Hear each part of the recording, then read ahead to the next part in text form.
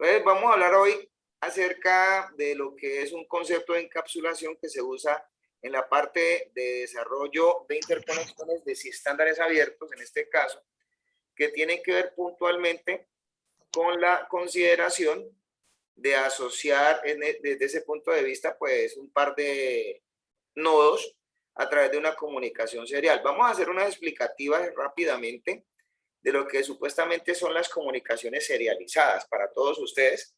Y obviamente, pues, esto se necesita porque es que resulta que toca como aterrizar un poquito este asunto. Realmente, si alguien le pregunta a ustedes en la calle qué es una comunicación serializada, pues ustedes todos tienen que decir es que prácticamente todo trabaja hoy en día en comunicaciones serializadas. Y básicamente, pues ese es el modelo de trabajo. Nadie... Profe, eso cuando usted habla de serie allí es RC232. No, Sotelo, realmente cuando te hablo es, bueno, buenas las preguntas, pero realmente yo no te estoy hablando de RS232, es que RS232, le voy a decir qué es. RS232 es una sigla que se montó para considerar que alguien intentara transferir datos de forma serial o no, en este caso, o sea, realmente yo te voy a decir qué es para mí RS232. Para mí RS232 es como una interfaz. Ya es una forma como de interfazar cosas porque es que yo puedo montar RS232 a través de varias líneas o una sola línea. ¿Ya? Entonces, lo que pasa es que RS232 no es realmente algo que se defina como esto, que es un protocolo de enlace de datos definido en la parte de Internet como acceso a red. RS232 es más capa física, para que todos lo tengan en cuenta. ¿Ya? Entonces, si revisamos ese asunto, pues lo que estamos haciendo nosotros es montando de esa manera entre un par de nodos de forma punto a punto un concepto de encapsulación. Entonces, ¿qué se necesita? Conocer qué es un encapsulado de datos. Eso es lo que vamos a revisar para que supuestamente pues estemos manejando el modelo de comunicaciones seriales. Lo que pasa es que nosotros en ese sentido pues hemos pasado por eras y cosas en las cuales la mayoría de los grandes computadores y de los computadores, pues les han visto ustedes puertos, los huequitos que están por los lados, a diferencia de algunos de ellos que son de propósito muy definido, pues uno los considera como puertos. En este caso, o sea, por ejemplo, el puerto de alimentación, pues eso es solamente para alimentar. El puerto, bueno, hay huequitos, el huequito de meter el lápiz táctil, pues eso no sirve para nada.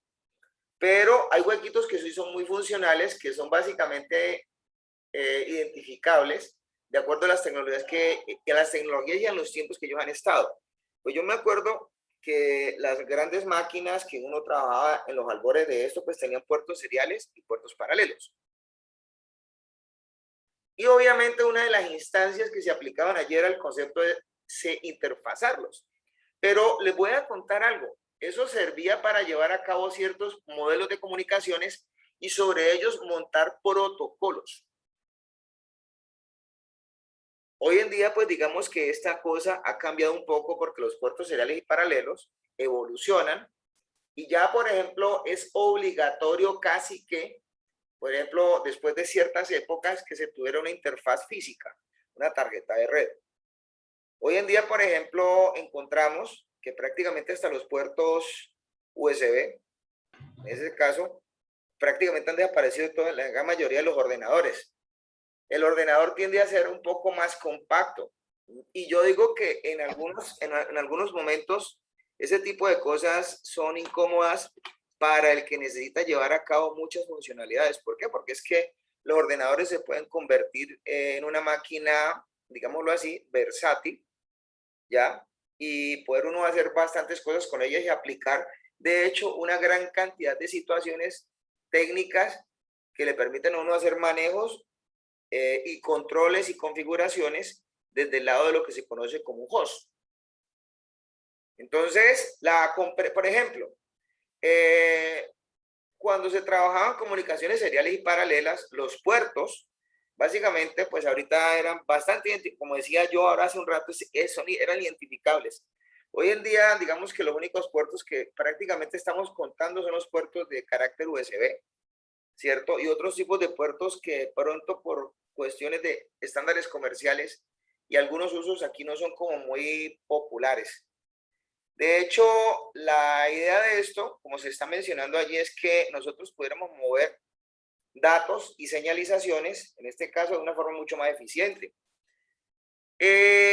La compresión de datos, la forma de codificar y la forma de manejar algunas cosas a nivel de la información se hizo más que necesario. Entonces, una de las situaciones que han considerado las tecnologías es la de marcar hitos. Los hitos tecnológicos han hecho que de pronto desaparezcan de un momento a otro algunas cosas de las arquitecturas de cómputo, en ese caso.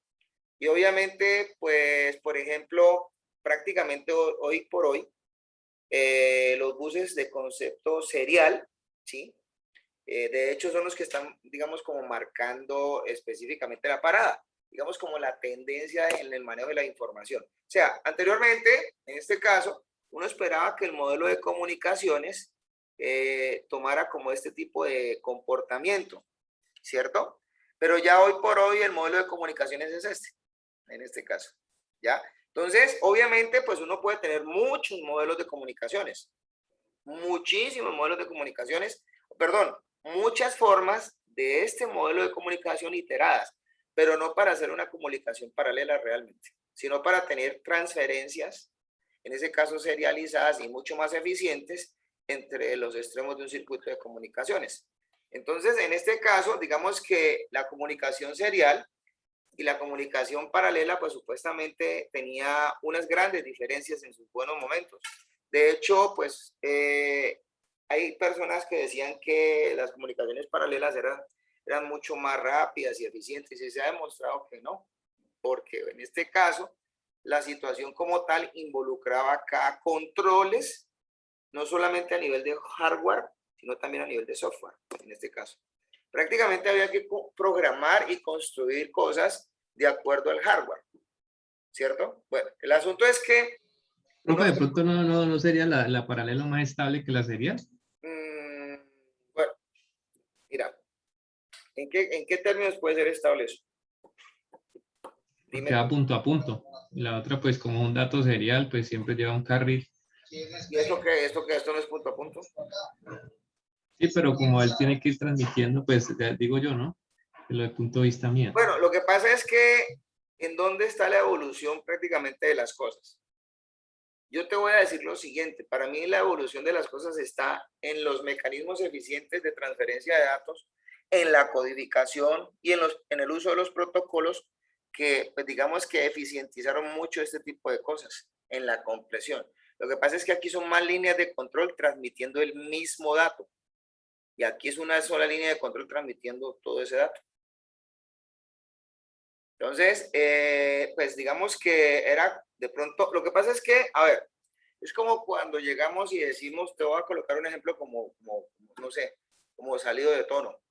Es como cuando de pronto tengo una canasta de cervezas, en este caso, para transportar varias botellas. En una línea veo que tengo como 4 botellas, pero yo veo que en una sola ubicación, el mismo contenido lo puedo tener en una sola botella. Entonces, ¿qué es más eficiente? ¿Qué es más fácil de controlar? Sí, claro, profe. Sino que es Yo lo que miraría de como, esa manera en este caso. Lo que pasa es que pues son ejemplos que se le van a uno como muy lejos, pero te lo voy a mirar, te lo voy a decir de otra manera en este caso. ¿Sí? Entonces, míralo como posibilidades puntualmente de hacer básicamente lo mismo. Supone que estos son 4 cuerdas. sí, claro, pero es que esto del paralelo pues es mucho más hardware que el serial. En Es cambio, el que serial allá pues es donde yo voy. simplemente sería Exactamente. RX, TX y una tierra y ya. Es que allá es donde yo voy, porque es que resulta que la implementación del hardware fue una de las cosas que aquí jugó un buen, o sea, si consideramos las cosas, pues aquí podríamos, o sea, pues digamos que voy a inventar algo. Yo quiero aquí tener una matriz, aquí tendría que tener una matriz de 8 puntos para que cada uno entrara una matriz de 1 por 8. Aquí es una matriz en la cual yo lo que voy considerando es que llega un punto, se confirma y se entrega, digamos que esto es un buffer de información. Ese es un buffer de información. Entonces, por ejemplo, aquí la transferencia de la información al buffer de información sería de paralelo a paralelo, luego de paralelo a serie para que se conformara de nuevo la palabra. Es que el cuento es que las letras, por ejemplo, vos lees la palabra serial porque la estás leyendo de esta manera, pero no es la S, luego no es una S por aquí, luego la E por acá, la R por aquí, la I por acá, la A por acá, la L por acá. Para que luego tengas que hacer básicamente lo mismo. Lo que pasa es que aquí va a haber una vuelta matemática de funcionar con la información. Entonces, vayan revisando esas cosas porque es que resulta que yo estoy hablando de caracteres. Pero recuerden que las máquinas actuales no hablan de caracteres y están gestionando con todo el tiempo esa información. Y entre más eficiente sea el modelo, pues mucho más rápido, en este caso. Ahora, pues digamos que, pues dicen acá que los enlaces paralelos teóricamente dicen transfieren 8 veces más rápido que una conexión serial. Pero en realidad, dice aquí, es a menudo el caso de que los enlaces seriales pueden ser en ese sentido más rápidos cuando están sincronizados que los enlaces paralelos. Y es así que en ese sentido se pueden considerar el logro de una tasa de datos más alta. Entonces el cuento acá, el discernimiento estaba por cómo lograr tasas de datos más altas. De hecho, el modelo de tarjetas de red que desplazó las conexiones coaxiales para que se van dando cuenta de las cosas, pues considero esa parte, porque pues obviamente la entrada del cableado por interfaces tipo RJ4, RJ45, ¿sí? Y desplazar completamente el cableado que estaba implementado por interfaces tipo coaxial, donde las tarjetas, pues en ese sentido, cambian un poco los mecanismos. De hecho, allí hubo un gran avance y sobre eso se pudieron hacer muchos más avances sobre el concepto de las tecnologías que pasó allí. De hecho, en este caso, pues las comunicaciones paralelas tenían sus problemas, en ese sentido que los afectaban, ¿ya? Ahora, ¿cómo trabaja una comunicación paralela? Pues aquí podemos ver nosotros que en este caso algunos bits pueden desplazarse de un lado a otro, pero no quiere decir que estos todos vayan en, digamos, como sincronizados. Hagan de cuenta que esto es como una, a ver, ahorita que acabamos de salir de los Olímpicos, como una competencia de 100 metros planos, o bueno, no lo miren así. Yo creo que lo que más se le parece es una competencia de natación, ¿cierto? Sí, y miren y verá, o sea, yo no puedo alinear todos los nadadores, porque me imagino que unos están ganando en llegar acá y otros no, otros están quedando. Entonces, en este caso, digamos que esto iba a involucrar tiempos de espera, latencias, no manejadas por, obviamente, el proceso. Entonces, ¿qué involucraba? Pues más problemas, en este caso. Entonces, digamos que uno de los problemas también que se manifestaban dentro de esto eran los ruidos. El hecho de tener, por ejemplo, muy cercano otro cable involucraba que desde ese punto de vista físicamente hubieran procesos de crosstalk, ¿ya? Y eso necesitaba arreglarse, ¿ya? En este caso. Ahora, en cuanto a las comunicaciones seriales, ¿ya? En este caso, pues, en la comunicación serial no requería, digamos, que el clocking o el mismo tipo de manejo de sincronización que se le puede haber dado a los circuitos paralelos. Ya como yo tengo ya un solo medio, uno de los principales problemas que se tuvo con la comunicación paralela, para que se den cuenta, es que había un problema bastante alto y era que tenía que ver con la relación en los sistemas que había que controlar, con un cuidadito, que se llamaba relación señal a ruido, ¿cierto? Entonces, si yo tengo más líneas de comunicación, pues tengo más problemas de esto, pero si tengo una sola, pues mi problema de esto se reduce a una sola parte. Ya, en este caso, entonces, digamos que esa situación, desde ese punto de vista, pues, minimizaba, en este caso. Ahorita comenzaremos a mirar estándares de comunicación serial aplicables. Entonces, aquí, por ejemplo, estamos viendo una nube, como vimos al comienzo, una nube de esas WAN, una nube de acceso remoto a nivel de grandes distancias, en donde sobre esto, ¿qué puede pasar? Para nosotros, en este curso, nuestra idea es considerar cómo llegamos desde aquí hasta aquí y cómo salimos desde aquí hasta aquí. O sea, esto puede ser una tecnología 1 y esto puede ser una tecnología 2. Entonces, ahora, esto puede ser, digamos que esta nube, esto puede ser un grupo de operadores de comunicaciones que pueden estar partiendo esa nube en muchos pedazos, de la cual ellos concursan. O sea, nosotros nos pegamos por uno de ellos y tenemos que pasar aquí, tenemos que pasar aquí y tenemos que pasar acá. ¿Qué va a pasar allí? Pues no sabemos. O sea, ¿esto qué puede ser? Esto puede ser una red IEEE 802. Bueno, digamos que esto puede ser un acceso vía telefónica, digamos que un DSL, y esto puede ser un cable módem. O esto puede ser un acceso vía inalámbrico, un radioenlace, y esto puede ser otro tipo de radioenlace. O sea, pero lo que se está montando sobre esto es un concepto de comunicación serializada. Y esa comunicación serializada exige que ustedes resuelvan todo por modelos. O sea, aquí están los datos que se producen de este lado. Y del otro lado, pues obviamente están los datos que supuestamente se van a recibir. De hecho, pues lo que debe de pasar es que nosotros tenemos que reconocer, de acuerdo a la solución, qué tipo de encapsulamiento, escuchen bien, se debe de aplicar según los estándares de las redes. Porque eso es lo que estamos haciendo acá. Entonces, ¿por qué? Porque nosotros vamos a denotar, es una comunicación entre esta entidad par y esta entidad par. ¿Qué son estos? Pues yo estoy viendo dos enrutadores.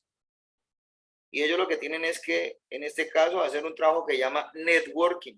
Y pare de contar. ¿Para qué van a hacer el networking? Pues para enviar la información que de acá llega acá.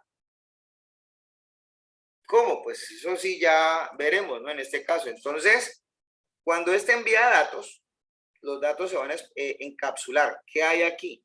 Un protocolo de encapsulación WAN. Obviamente, aquí sucede un concepto de enlace de datos.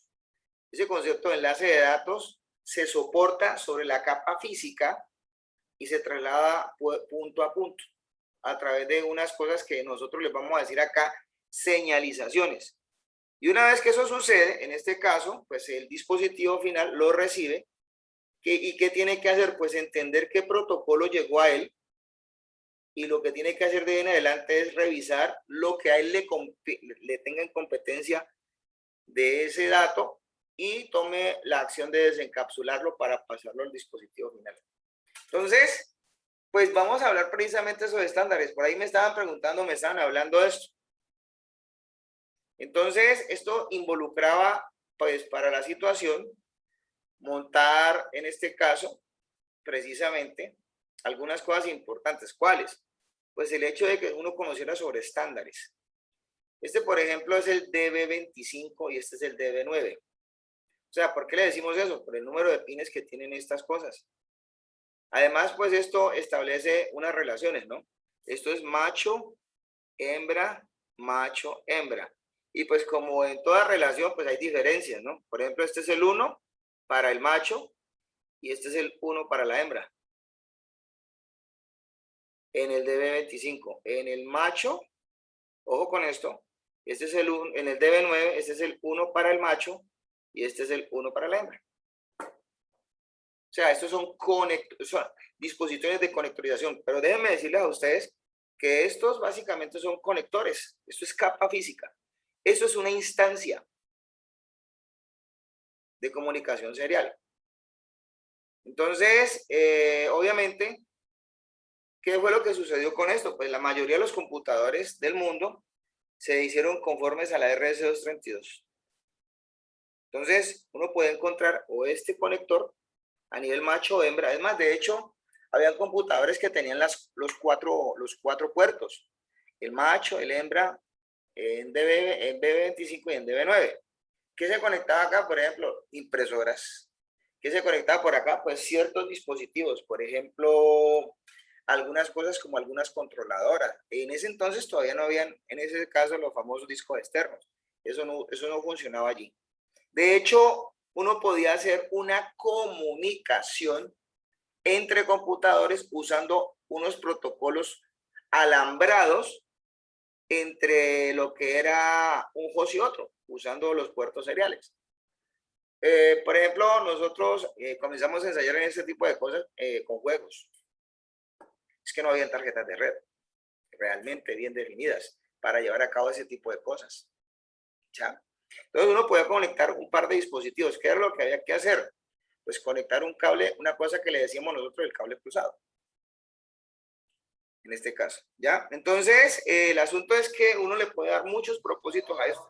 Profe, ese ¿No? cable que se conectaba allí, ¿ese tenía algunas especificaciones? ¿Tiene que tener blindado, enchaquetado? Lo que pasa es que iba a depender, pues a ver, te voy a contar, pues es que, a ver, pues es que dependía de la marca, de las cosas con las cuales uno comprara las situaciones. Yo tengo cables seriales que conectaban impresoras, pero nosotros a veces, le voy a decir la realidad, nosotros fabricábamos los terminales, finalmente. Entonces, ¿a uno qué le tocaba hacer?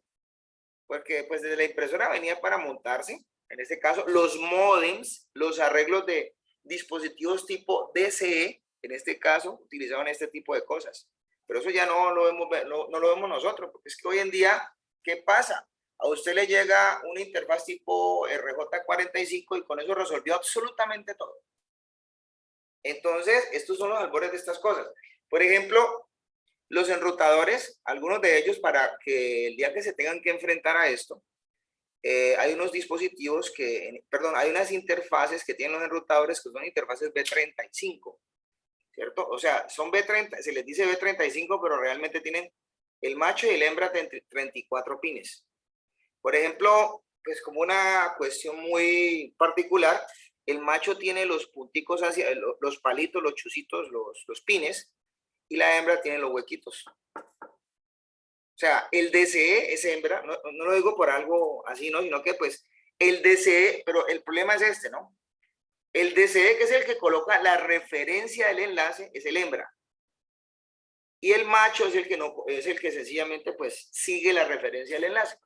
Así de sencillo. O sea, si yo, por ejemplo, en este caso, voy a resolver un problema de comunicaciones entre un host que se tiene que comunicar a un DCE, entonces este punto que estoy colocando aquí, que estoy ofreciendo como interfaz, tiene que ser macho. Y el DCE, que en este caso es el circuito de acceso, ¿sí? Tiene que ser hembra. Entonces, de aquí sigue lo que se denomina una red. Aquí está la configuración de todo esto. Y eso es realmente lo que sucede hoy en día en la comunicación de datos. O sea, esto es este que está aquí es DTE, este que está aquí es un DTE. Este que está aquí, como es un dispositivo de esa clase, es un DCE. ¿Qué hay acá? No sabemos, pero obviamente tiene que haber una relancina o una cantidad de dispositivos tipo DCE que hagan llegar a otro extremo que tengan las mismas condiciones. Más o menos. Entonces, digamos que esas son de las cosas que particularmente pasan acá. Aquí hay otras interfaces, esto yo creo que pues se usaba también. ¿Para qué se montaba esto? Pues para servicios de interconexión a otros tipos de redes. Por ejemplo, esto conectaban enrutadores a redes LAN y WAN, pero llevando, por ejemplo, comunicaciones tipo, tipo líneas de comunicación de alta velocidad. Lo que pasa es que esto es un estándar americano. Nosotros no usamos estándares americanos. El equivalente al T3 para Colombia y para el estándar europeo es el E3. El E1 y el T1, en este caso que son los estándares base, para que de pronto ustedes lo vayan considerando, un E1 es en este caso un enlace a 2 megas o 2048 kilobits por segundo. Y un T1 es un enlace, en este caso, a 1.544 megabits por segundo, es más lento. Pero en la jerarquía de multiplexación, el T3 es mucho más rápido que el E3. Ya, en este caso. ¿Ese E1 es el mismo que utilizan en la telefonía IP? Sí, señor, exactamente es la misma cosa. Es que estoy hablando de eso. Lo que pasa es que son estándares de convergencia. Cuando estemos mirando telefonía, yo les voy a enseñar a ustedes a programar una nube de teléfonos. Creo que ya el semestre pasado lo hicimos, Otelo, me parece. Sí, Lo profe. que pasa es que acá lo vamos a hacer como una aplicación. O sea, eso es lo último, ¿no? O sea, ya se sabe que tienen que montar eso. Entonces, ahí donde está el cuento, ¿no? Yo les hablaba a ustedes en la clase pasada de lo que era el DMARC.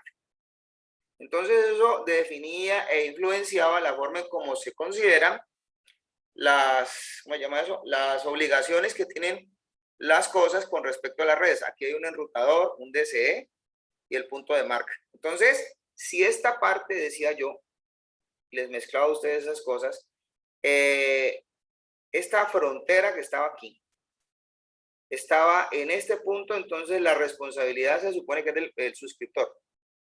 Pero si este de Mark llegaba hasta este punto que está acá, o sea, mejor dicho, se montaba aquí, como sucede prácticamente a veces en algunas cosas, si se monta aquí, entonces la responsabilidad es del proveedor.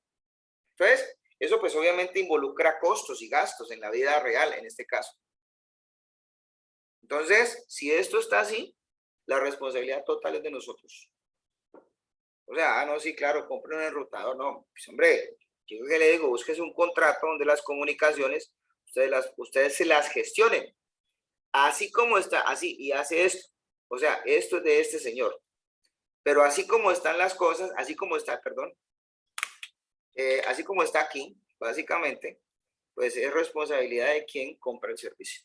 Por ejemplo, en una casa a uno le llevan un enrutadorcito para conectar sus cosas.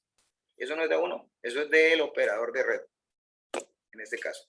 Ahora, entendamos ahorita qué es un equipo terminal de datos y un equipo de terminación de circuito de datos. Entonces, son básicamente instancias que tienen que ver en las comunicaciones serializadas. Entonces, un DTE, por excelencia, se conecta siempre a un DCE.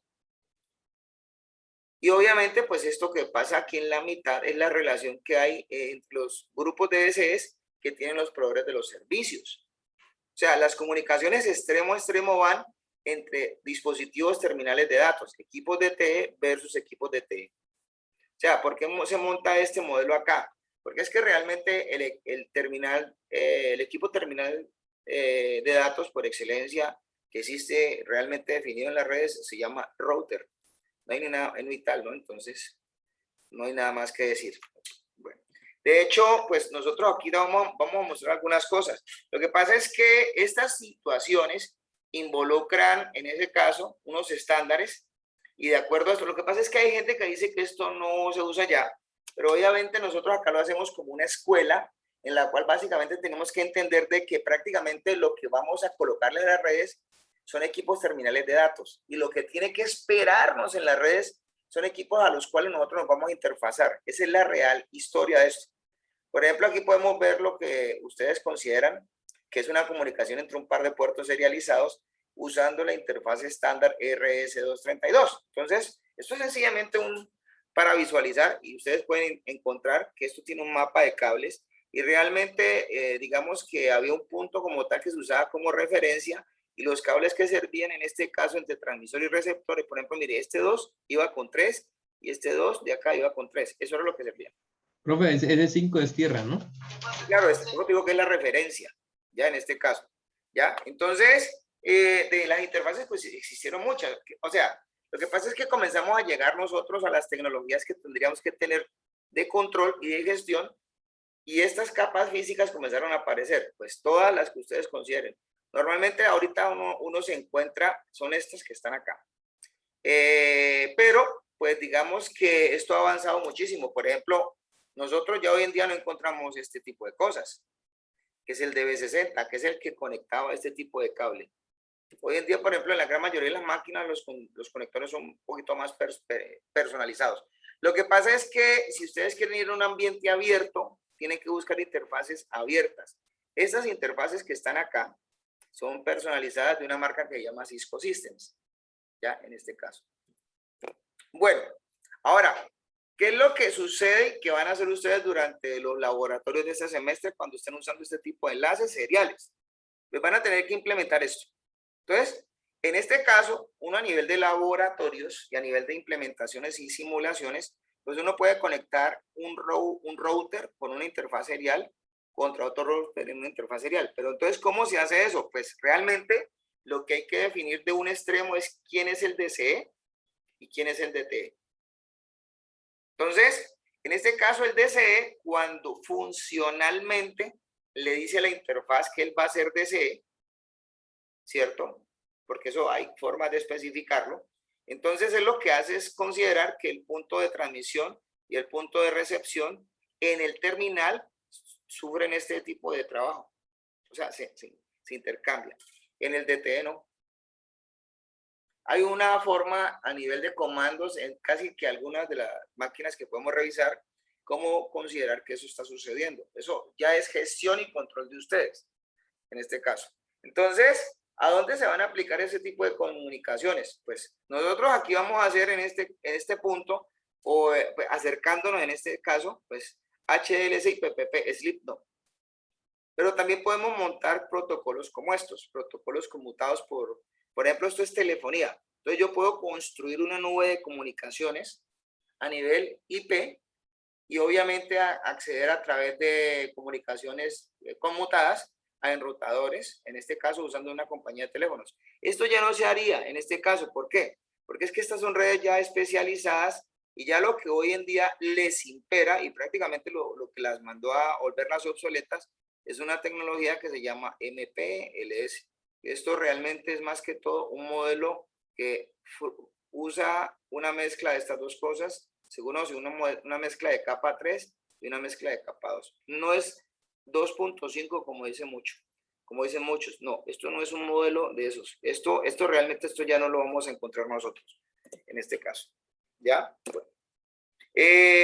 Nosotros ahorita también tenemos que entender que lo que estamos manejando dentro de esto es inicialmente de base y de facto, por ejemplo, en la gran mayoría de los dispositivos que vamos a considerar enlazar punto a punto es que tenemos que hacerlo mediante un procedimiento de enlace de datos, ¿cierto? Entonces, ese procedimiento de enlace de datos se llama HDLC. Ese es el que, digamos, pues yo diría que es el protocolo que casi que toda persona que quiera trabajar en estas cosas tendría que entender muy bien, porque de él se derivaron casi que la gran mayoría de los protocolos.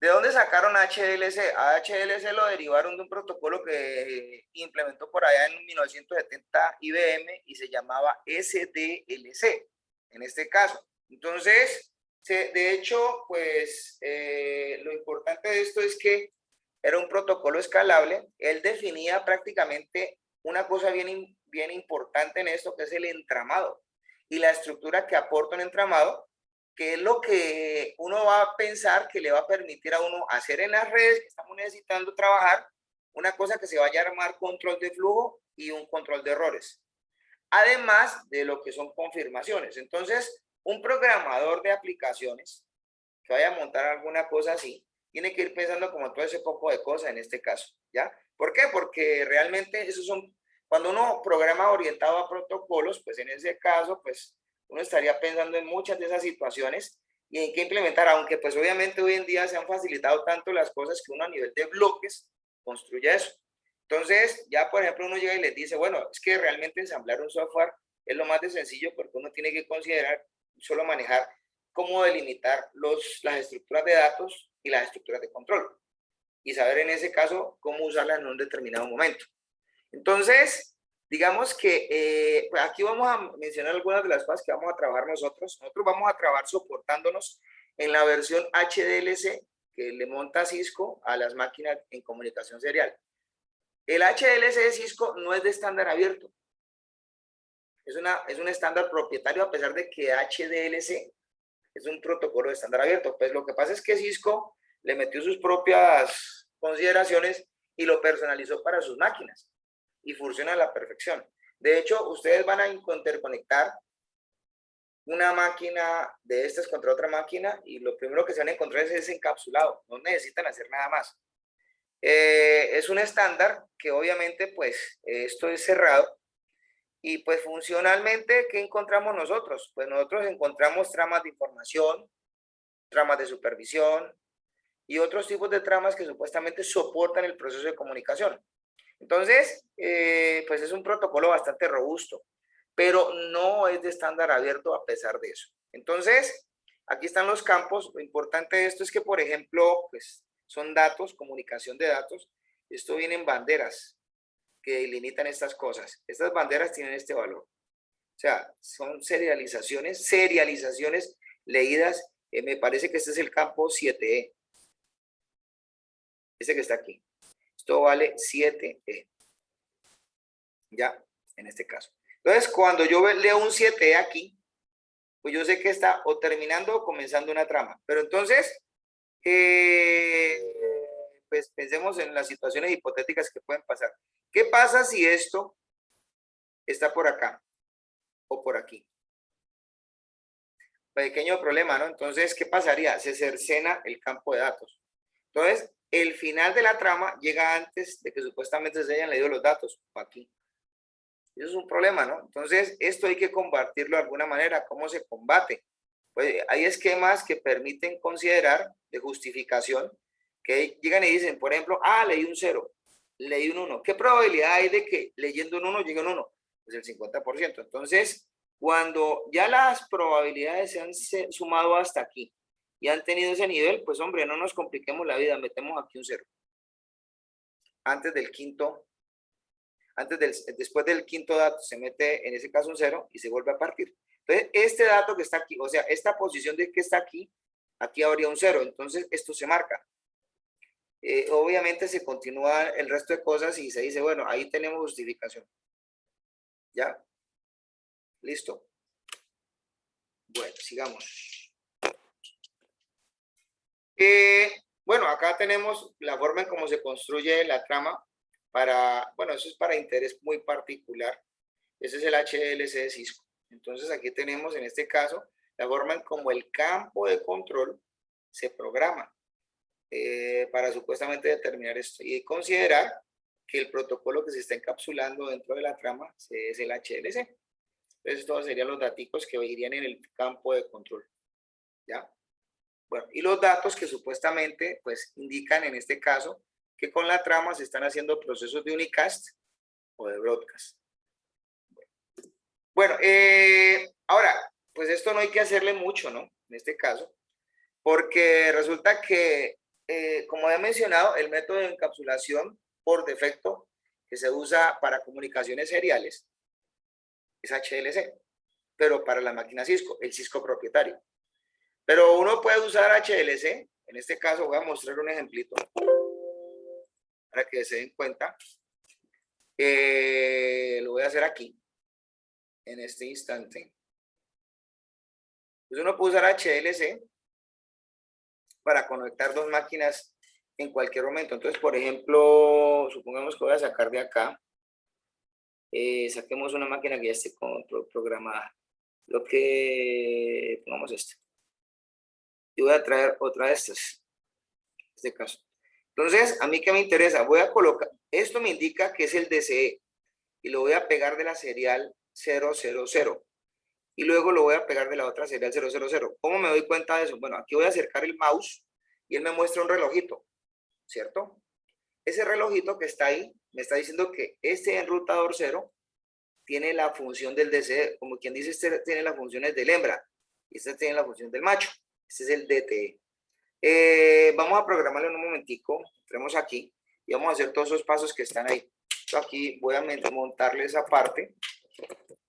Entonces aquí yo sencillamente le voy a decir, voy a entrar a la interfaz, le voy a decir encapsulación. Voy a escoger la encapsulación. Encapsulación, ¿cierto? Perdón. Disculpen, voy a entrar a la interfaz primero. Interface, serial 0, la 0, la 0. Entonces aquí le voy a decir encapsulación. Entonces aquí sí le pregunto, ¿cuál quiero? Entonces yo puedo usar estas tres. Considerando, pues esto, pues la única que me va a servir a mí para hacer interconexiones a futuro va a ser esta, la que voy a montar, más de esta ya está montada. Entonces esta no la tengo que montar. Esta pues también se puede trabajar acá, pero pues digamos que ya no es de nuestro interés. Vamos a borrar esto. Yo le voy a colocar acá una dirección IP cualquiera. IP address, entonces 192.168.100.1. 255, 255, 255, 0. Va a ser un circuito punto a punto. Entonces, como es punto a punto, voy a cambiar las máscaras a nivel IP. ¿Listo? Bueno, entonces aquí está esto. Voy a salir aquí un momentico. Voy a colocar acá IPv6 Unicast Routing para activar los procesos de IP versión 6 de una vez. Entonces acá, Sencillamente lo que voy a hacer es activar también el direccionamiento IPv6, ¿no? IPv6 address, coloquemos 2000, coloquemos aquí eléctricas así, café, 2 puntos, coco, 2 puntos, fea, 2 puntos, slash, digamos que pongamos aquí la dirección 1 con un campo 64. Listo, ya quedó. Entonces, él tiene funciones de DSE. ¿Cómo lo establezco? Entonces, aquí coloco esta parte. Vamos a colocarlo aquí. Así.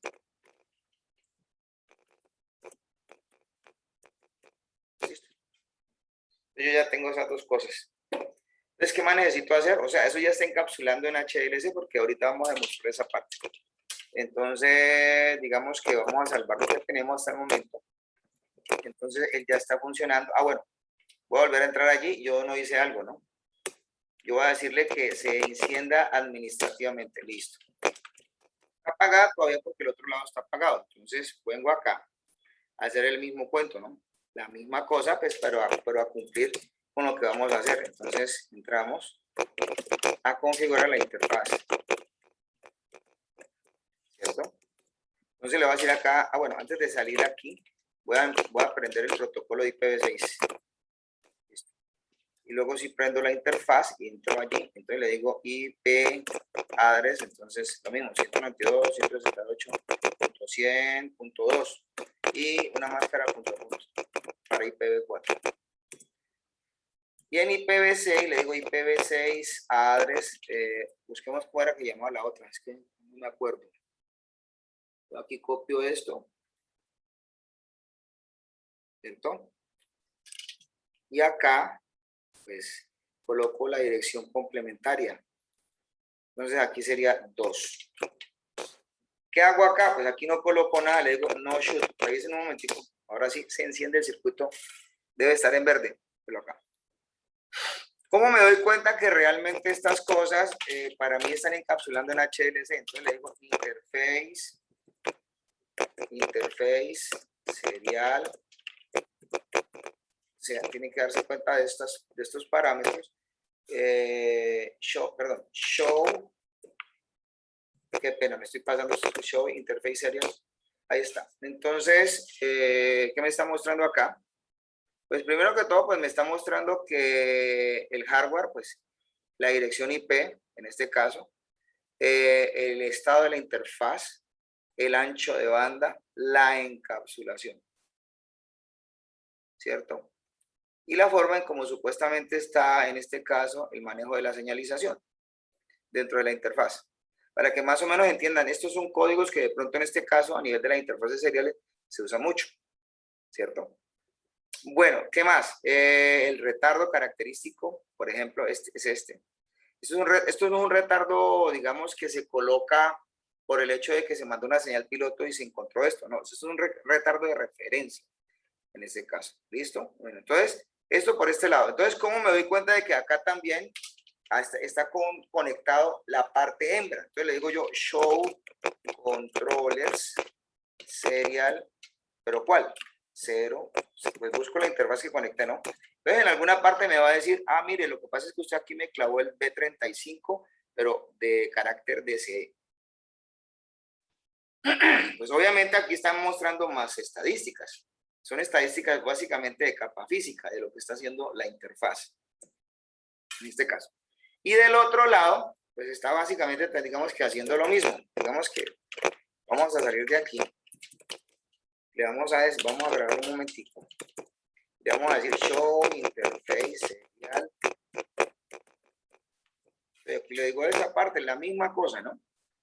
Entonces estoy mirando el estado de la interfaz y me está diciendo el tipo de hardware, la dirección IP, Bueno, aquí tengo esto. El hecho es que yo tengo HLC montado. ¿Listo? Además de eso, pues obviamente vamos a revisar el tipo de interfaz que le pega al lado. Entonces, él me está mostrando que yo tengo un DTE. Listo. Entonces, cuando uno no tiene acceso a los equipos físicos, Pues lo principal es tratar de ubicar la interfaz de línea de comandos de esto. Supongamos que yo quiero hacerlo. Entonces, ¿cómo se le hace gestión a esto? Pues el nivel de gestión de esto es usando una terminal de datos.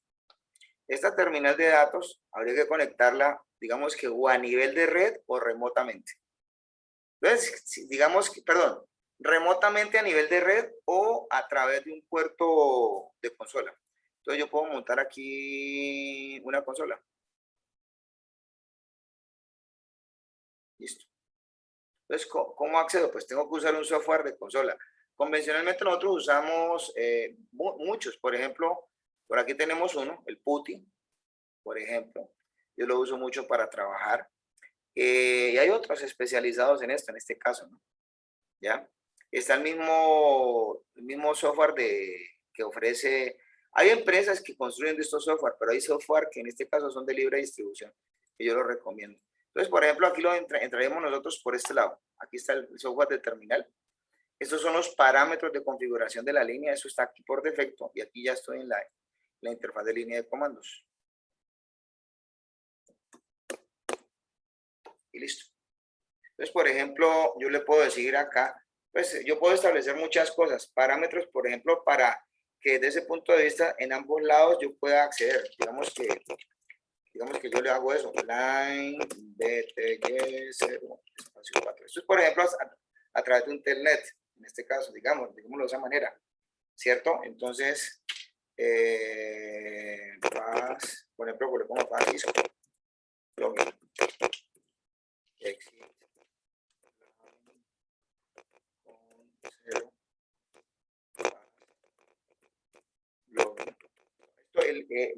Esta clausulita activa la seguridad dentro de esas cosas. Entonces, digamos que también colocámosle a esto enable un password de seguridad a las terminales. Pero sin encriptar, todos son Cisco. Ese procedimiento, pues yo les recomiendo a ustedes que si lo quieren aprender para manejarlo, pues háganlo de esta forma, ¿no? Más rapidito.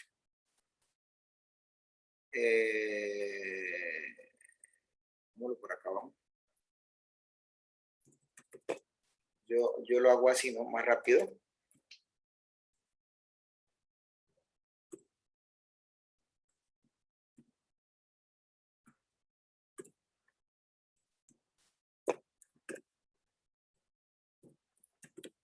Entonces, lo que hacemos es, bueno, esto se ha podido depurar de otra manera, ¿no? Ustedes usan un editor de texto. Es que yo uso este porque es el que siempre encontramos en todos los computadores. Muy raro no encontrar un Notepad, ¿no? Entonces, cuando no tenemos otro editor, pues está el Notepad. Entonces, aquí está este procedimiento, rapidito, y nos metemos con este procedimiento al otro lado del circuito de comunicación, o sea, aquí. O sea, aquí no estamos, ¿cierto? Ah, bueno, aquí donde lo metimos, vamos a meterlo acá. Vamos a meterlo desde la terminal, supongamos. Entonces lo quiero hacer desde acá. Entonces le voy a decir acá, que entremos en modo de configuración global, y aquí pego los comandos. Listo. Entonces, digamos que desde acá, le voy a decir acá, hagámosle un telnet al 192.168.100.1. Entonces, digamos que como para darnos cuenta, vamos a cambiarle a esto el nombre. Pongámosle a este R1 y aquí adentro también, pues le colocamos un hostname. Digámosle que se llama R1 y salvamos. Cositas que de pronto tienen que ir de pronto revisando para poderse dar cuenta en dónde están. Este es el R2, ¿cierto? Entonces aquí le decimos, tiene que llamar R1 acá. Entonces yo ya no lo puedo hacer aquí porque es que estoy en el otro lado. Entonces, ¿qué le digo acá? Vamos a hacerle un telnet a la 192.168.100.2. Aquí le digo, es como si hubiera hecho un telnet al revés, ¿no? ¿Cierto? Entonces aquí le digo estas cositas. Hostname. Y miren lo que va a pasar. Exit. Le voy a decir aquí exit. vuelvo a R1 y luego le digo, me salgo del R1 que estoy en la izquierda y vuelvo a R2. O sea, ¿qué hice aquí? De aquí vine acá. De este llamé a este. Aquí salí y volví acá. Y de aquí salí y volví acá. Entonces, para que vayan teniendo en cuenta eso, ¿no? Uno puede jugar con esto como quiera. En este caso. ¿Quedó claro? ¿Está claro lo que estoy haciendo? ¿Preguntas? ¿Ninguna? Entonces sigamos, que nadie pregunta. Entonces, aquí acabamos de hacer todo esto. ¿Listo? Entonces, ya en este caso, digamos que, pues, obviamente lo que tienen que entender ustedes son varias cosas. Nosotros cuando estamos trabajando con procedimientos de enlace de datos, estamos realmente parados, según el modelo OSI, en la capa 2 a nivel 1. Pero para poder que funcione la capa 2 y estar arriba, en ese caso tiene que estar garantizada la capa 1. O sea, en otras palabras, yo tengo que ir acá a una interfaz de estas, llegar y decirle, por ejemplo, show interface serial. Entonces, si notan un poquito, esto me está dando estados. Este es el estado físico, en este caso, bueno, esto es un estado físico y un estado lógico. Si la portadora está prendida o hay señalización, el protocolo está arriba. Pero si esto está, bueno, eso puede tener muchas consideraciones, pero si esto está abajo, pues necesariamente esto no puede estar arriba, esto tiene que estar abajo. Probablemente el protocolo físico esté arriba, pero esto administrativamente abajo, a eso sí. Entonces, pero aquí, no hay, aquí hay una combinación imposible, pues yo diría que nunca down, acá y acá up. O sea, down, up es improbable. Y down, down, bueno, down, down sí, en este caso. Pero no up, no down, up. Puede estar up, down. Up, up, pero nunca down, up. Para que vayamos mirando esa parte, ¿no? Bueno, sigamos. Entonces, considerando esa situación, pues nos estamos dando cuenta de las cosas. Por ejemplo, una de las situaciones importantes que tienen hoy en día los protocolos de enlace de datos es que ellos señalizan una máquina contra la otra. Entonces, por ejemplo, esto que está mencionándose acá es lo que está haciendo esta máquina con respecto a esta y esta con respecto a esta, sosteniendo su relación de interconexión. Esa relación de interconexión básicamente la tienen que alimentar ellos a través de envíos de señales y paquetes que son enviados de pronto cada determinado tiempo. En muchos, no solamente sucede en este protocolo, sino que también en otros tipos de protocolos. Entonces, bueno, eso era lo que les decía hace un momento, ¿no? Lo que puede estar pasando. Up, up, down, down, up, down, up, up, up, down, administrativamente down, down. O sea, esto sí puede pasar. Son los 6 posibles estados. ¿Sí? Ahora, estos son estados de fallo, ¿no? O sea, de fallo son, el único estado funcional y activo que a uno le sirve en este caso, podría ser en ese sentido es el que uno le manifiesta esto una actividad. Este está inactivo, inactiva la parte de enlace de datos, activa la capa la capa física. Bueno, entonces, en este caso, sí, estas son fallas que vamos a encontrarnos nosotros. Por ejemplo, este es el estatus apropiado y este es el estatus no apropiado en este caso, ¿no? O sea, ¿cuáles son las posibles causas de que de pronto tengamos una falla? Pues pueden existir muchas, ¿no? Entonces, una de las cosas es que uno no tiene que ir a tocar las máquinas. Cuando uno está haciendo un proceso de gestión y configuración, uno remotamente tiene que ir a revisar qué pasa con esto. Si yo tengo ya este problema, entonces me toca hacer un análisis de las posibles situaciones. Porque a veces uno va a las empresas y toca cables y lo que hace es de pronto tocar un cable que en años nunca nadie lo había tocado y el cable usted lo toca y el cable estaba tan tostado que él mismo se deterioró ahí y se partió. Entonces es mejor no tocar esas cosas, pues menciones que yo a veces hago. En este caso, entonces hay que revisar son estas partes. realmente esos tipos de problemas. ¿Por qué esta situación puede pasar? Bueno, aquí están las posibles causas. De hecho, pues esto involucra de que en este caso el dispositivo, o sea, sí hay portadora, sí hay comunicaciones, pero no hay protocolos. Entonces, por lo general eso es un procedimiento de falla de la parte de enlace de datos. Entonces, y obviamente, pues esto es una situación que en este caso se puede dar cuando en ese sentido, pues hay un loop. Normalmente los loops no son cosas no deseadas en los circuitos de comunicaciones, porque son problemas de malas configuraciones.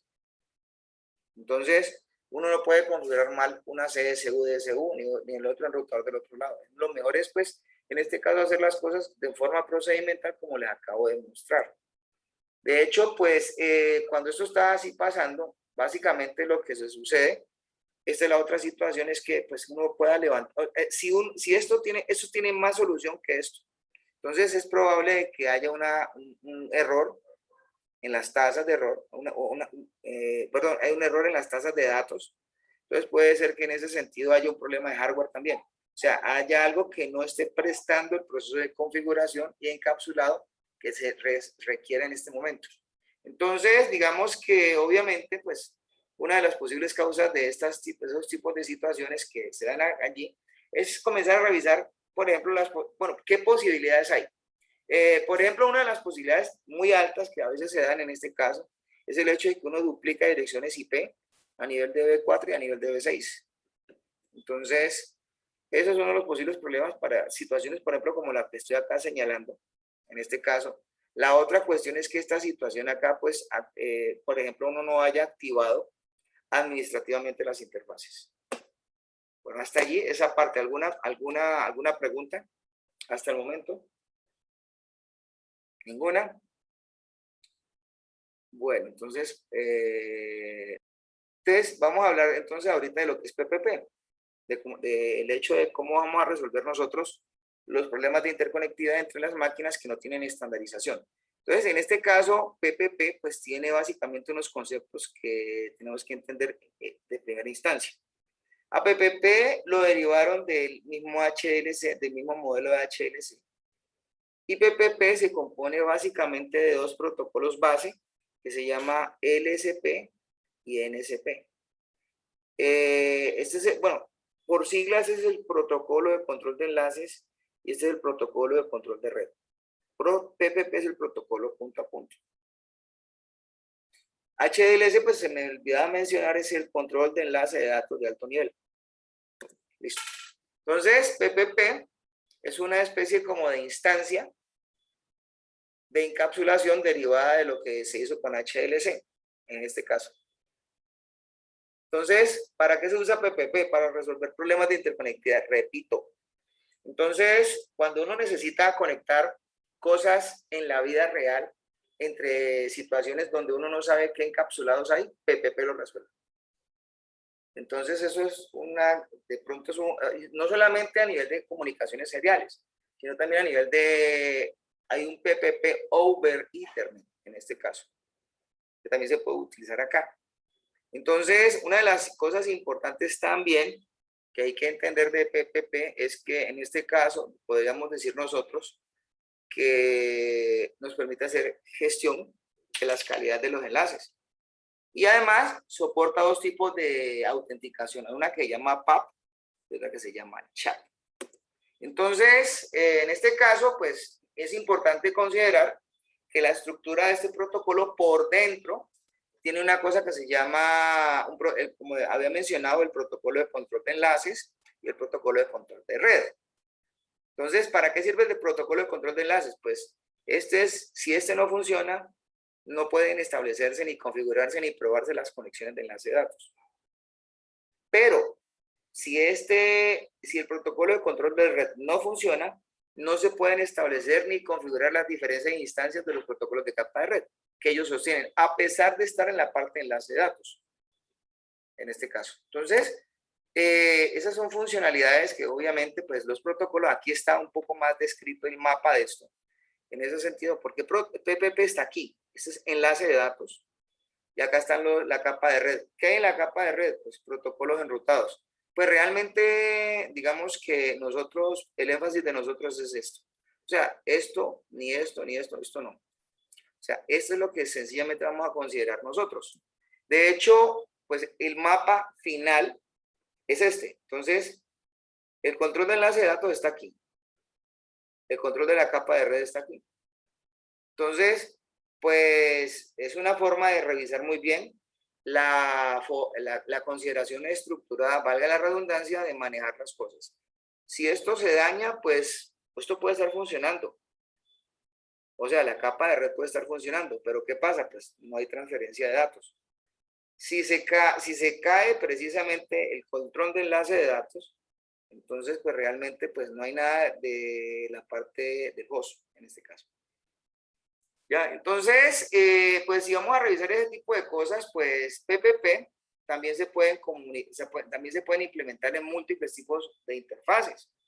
De hecho, uno los puede montar en comunicaciones asíncronas seriales, síncronas seriales, interfaces tipo HSSI y de pronto, pues en tecnologías desaparecidas como ISDN. Hoy en día se monta sobre Ethernet, en este caso, en circuitos Ethernet. Bueno, ¿por qué se usa el LSP? El LSP realmente es un negociador de opciones de opciones de control para supuestamente considerar trabajar sobre un enlace WAN. ¿Qué monta el LSP como protocolo de enlace de datos? Pues obviamente monta autenticación, compresión, detección de errores, posibilidad de multilink con balanceo de carga, de hecho monitorización y callbacks para trabajar sobre PPP, en este caso. Tiene básicamente esas medio funciones, pero pues si vamos a revisar qué hace en este caso el NSP, pues el NSP sencillamente se encarga de considerar con quién trabajar a nivel de la parte de la capa de red.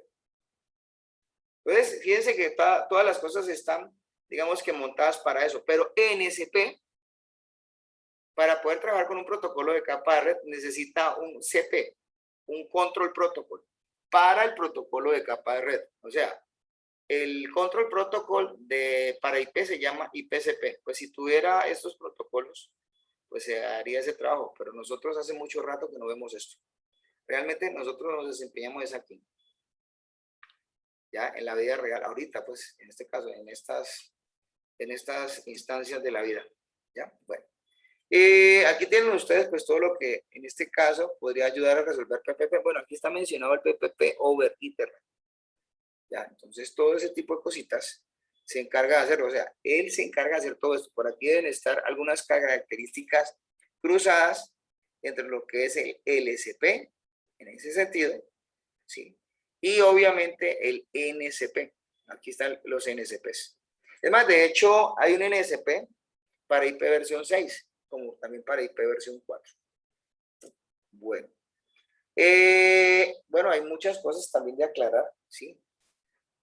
Vamos a ver si la cuestión es que tengamos tiempo en este caso, ¿no? Para poder hacerlo todo. De hecho, aquí tienen algunas explicaciones, ¿no?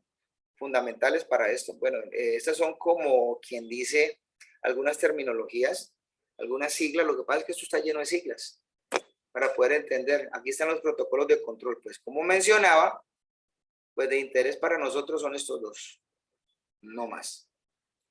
Pues no he visto más en este caso. Y de estos de acá, que son los protocolos de control, pues digamos que aquí hay otros específicos asociados a estos de acá. Así que se pueden interpretar como posibles aplicaciones. Esta es la estructura de trama. Pues entendamos que la estructura de trama de PPP es un poco más simple que la que se derivó del estándar de HLC. Cada vez que ustedes les pregunten cuántos campos tiene una trama de datos básica tiene 6 campos. Estos de aquí. Dependiendo del tipo de protocolo, pues especializado va a tener o menos o más, en ese sentido. Pero si son derivadas de HLC, pues se encuentra en esta parte, ¿no? Lo que pasa es que, ¿qué sucede acá? Pues obviamente, en este caso, sí, el estándar HLC tiene banderas. Dijimos que tenía la 7E para acá y la 7E para acá. Pero el protocolo PPP tendría una bandera especial para eso, un campo de direcciones, un campo de control. El campo de datos se particiona en control y datos, y un FCS, que es un campo de verificación de trama. Sí, en este caso. No tiene campo de flag, como estamos mirándolo acá. O sea, son cuestiones que van prácticamente uno a uno. ¿Listo? Entonces, ahí tenemos básicamente como para considerar esa parte. De hecho, uno puede programar algunas cosas. Cuando se sabe qué se va a hacer sobre esta situación, uno puede considerar que algunos campos ya pueda ayudar en el campo protocolar a determinar cuál es la suite de información que uno puede recibir para el payload, en este caso. Y aquí están los códigos que supuestamente se involucran en esto. Bueno, ¿cuáles son los valores? Por ejemplo, en este caso, si lo miramos de esa manera, el LSP utiliza el código C021. ¿Ya? El del IPSP, que es este, es el que está acá. Y digamos que ahí tenemos básicamente como dos bien importantes en este caso. Ahora, miremos cómo se establece una fase de comunicaciones dentro de una sesión de PPP. Se dice que esto se hace en un proceso de establecimiento de 3 fases. La primera, pues que es el establecimiento de negociación, el establecimiento del enlace, o sea, donde se negocian las opciones de ambos lados. La segunda, donde se pueden considerar hasta la calidad del enlace, de pronto discutir algunos detalles de cómo implementarlo. Y la tercera es donde supuestamente ya se considera que la fase de red está activa. Entonces, lo primero hay que establecer el enlace y luego la fase de red. Son 3 capas, perdón, son 3 fases en este caso, que están definidas acá. Desde ese punto de vista, o sea, pues yo diría que la fase 2, aunque uno considere que de pronto es opcional, pues digamos que pues uno determinaría de que de acuerdo a las condiciones de los circuitos de enlace de datos, esto implícitamente está. O sea, realmente uno pasaría de la fase 1 a la fase 3, considerando de que esto ya es una parte de la fase 1. Bueno, ¿cómo se configura esa parte? Entonces vamos a entrar acá. En este caso, entonces digamos que vamos a remover un poquito de esto. Bueno, aunque esto está hecho a nivel de ejemplos, creo. En este caso, yo creo que ya tenemos algunas cosas avanzadas como para no ir a repetir cosas, pero sí se puede hacer esa parte de lo que está. Entonces,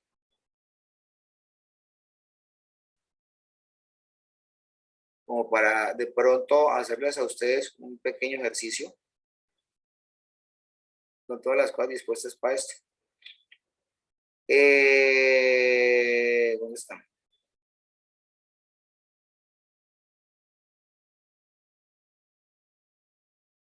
Creo que yo hice por aquí unas prácticas como para ayudar. Bueno, de todas maneras, pues la configuración está acá. Ahora revisamos los ejemplos que están ahí, más bien utilizamos esto y les copiamos las cosas. De hecho, pues, ¿cómo se configura esto? Es que esto se puede configurar sin necesidad de colocar cosas adicionales. Por ejemplo, acá ya sabemos que está HDLC. Entonces, ¿yo qué hago? Entonces, vamos al dispositivo. Además, yo no necesito entrar a los dos. Digamos que voy a entrar aquí. ¿Dónde estoy? Estoy en el R2. ¿Cierto? Entonces voy a entrar desde aquí, entrando uno solo. Voy a entrar por acá.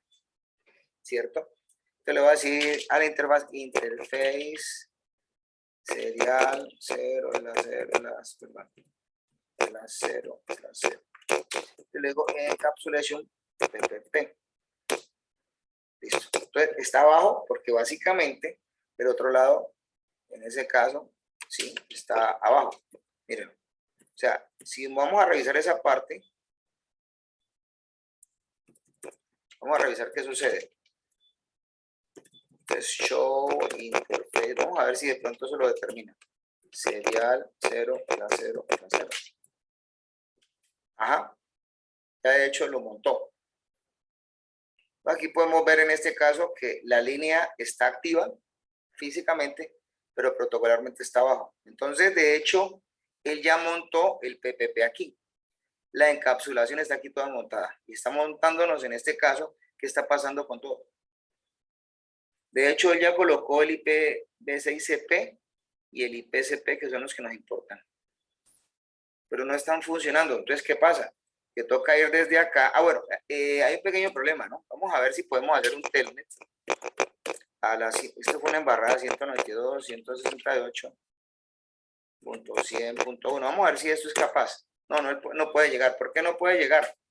Porque desde aquí no podemos llegar acá. Bueno, entonces la embarramos.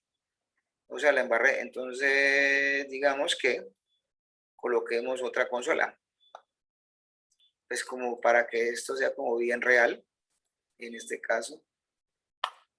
Y entramos por aquí. Eso no es una red, no, eso es un cable de consola.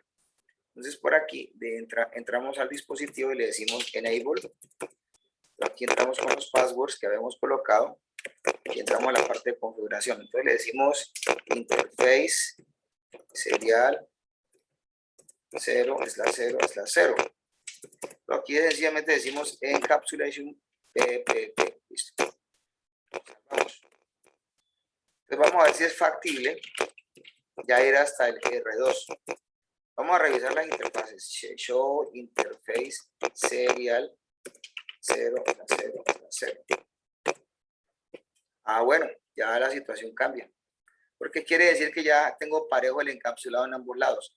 Esta línea está arriba al nivel físico y a nivel protocolar. Y la encapsulación ya está funcionando. Entonces ya tengo acá el PPP, en este caso, y 3 protocolos activos. Supuestamente en este caso, y además están abiertos. Entonces revisamos el otro lado. Esto es un PC. Vamos a revisar el otro. Entonces aquí se supone que, vamos a ver, ya listo, están los mismos protocolos. Entonces se negociaron los mismos protocolos. Ya 2 líneas conectadas. Entonces eso quiere decir que yo desde acá, yo puedo hacer un telnet a la 192.168.100.2. Aquí voy a entrar al enrutador 1. Ah, perdón, al 2.